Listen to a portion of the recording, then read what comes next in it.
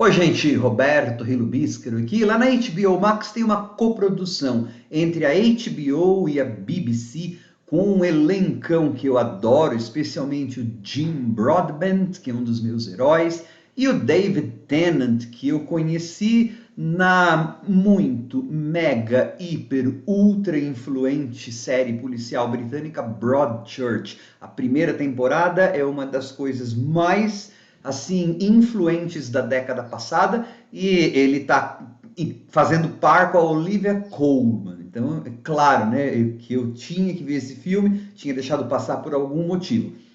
Trata-se do relacionamento mais epistolar, né, entre cartas, entre um físico inglês chamado Eddington, Arthur Eddington, já hoje em dia esquecido pela história, e o Albert Einstein, tá? Como nesses filmes que tratam desses pequenos, grandes eventos, geralmente você tem acertos no atacado e erros no varejo, né? Por exemplo, eu já cheguei a ler artigos escritos por pessoas da área de física que apontam várias inautenticidades nessa história. Por exemplo, eles dão uma boa melhorada, uma boa edulcorada na figura do Albert Einstein, né?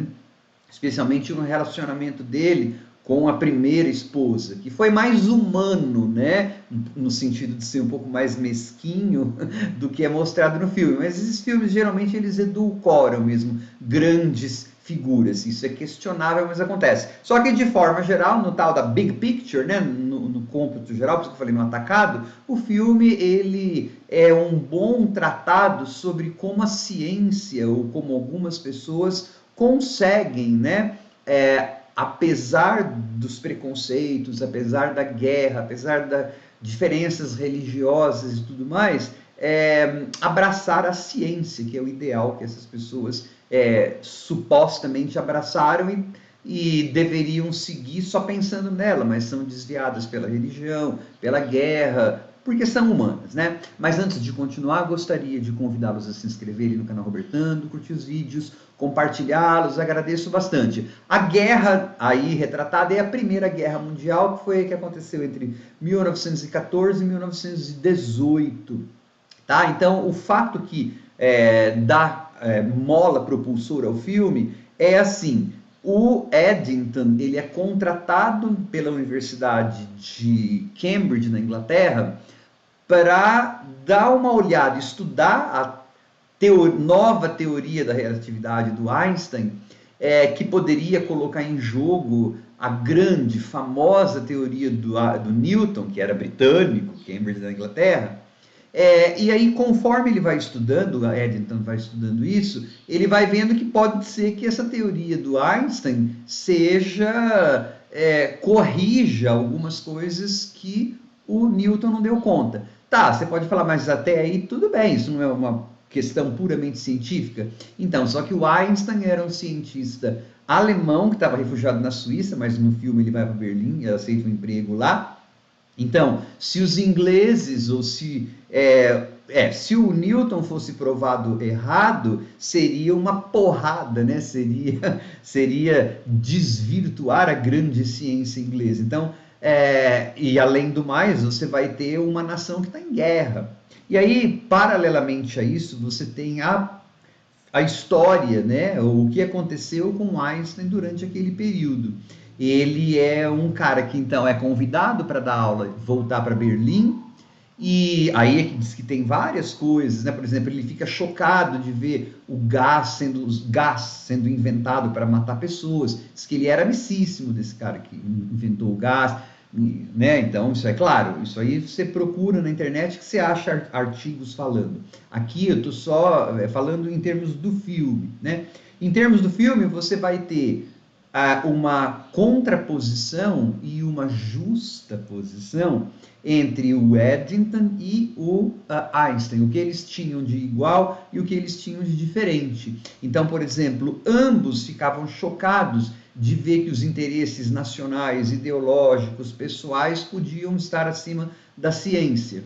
Só que, então, isso é, né, algo igual. Só que, por exemplo, o Eddington era profundamente religioso, era um Quaker, pacifista, então, por isso colocava contra o status quo britânico, o esforço de guerra, que estavam indo para a guerra tal. Só que ele era pacifista e, por exemplo, acreditava que não é só porque a Alemanha estava em guerra com a Inglaterra, contra a Inglaterra, que todos os alemães deviam ser perseguidos, especialmente os que moravam lá. Ele gostava das pessoas, né? Então, ele e o Einstein têm essas coisas em comum, só que a religiosidade do Eddington faz com que ele possa até aceitar a teoria do Einstein, só que através de um viés cristão, né? É como se, não, Deus explica tudo isso. Eu escuto Deus através dessa teoria. Ao passo que você vai ver as ideias do Einstein sobre religiosidade são bem ateias, né? Ele fala, não consigo acreditar em um Deus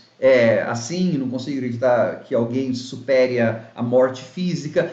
E essas duas personagens, o contato que elas têm vai ser através de cartas, poucas cartas. Você vai ver essas contraposições e justaposições, né, dos temperamentos, dos comportamentos, dos ideais desses dois homens, através de narrativas, entre aspas, paralelamente independentes. Eu digo paralelamente independentes porque uma está retroalimentando a outra. Tá? Então, ele é um filme muito bem feito, né, no sentido de como que um cara, no caso do Eddington, conseguiu relevar todo o sentimento bélico que havia para trabalhar divulgando a teoria de alguém que, entre aspas, tinha sido responsável pela morte não só de muitos compatriotas do Eddington, mas provavelmente de um interesse amoroso. Diz que na vida real esse grande amigo do Eddington que faleceu na guerra, diz que isso nunca foi provado que era uma relação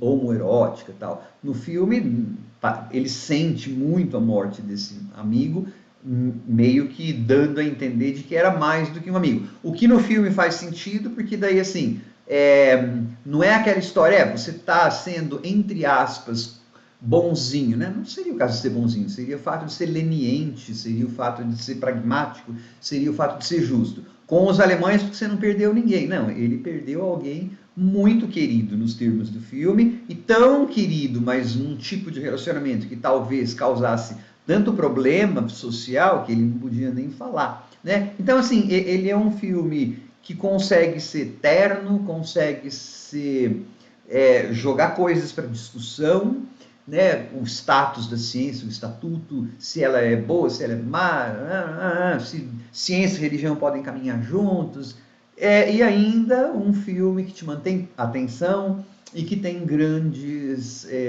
atores. Muito bacana pesquisar mais esse baú da HBO aí, desses filmes dos anos 90, 2000, 2010, desses filmes históricos. Certamente haverá coisas lá que eu não vi. Tchau.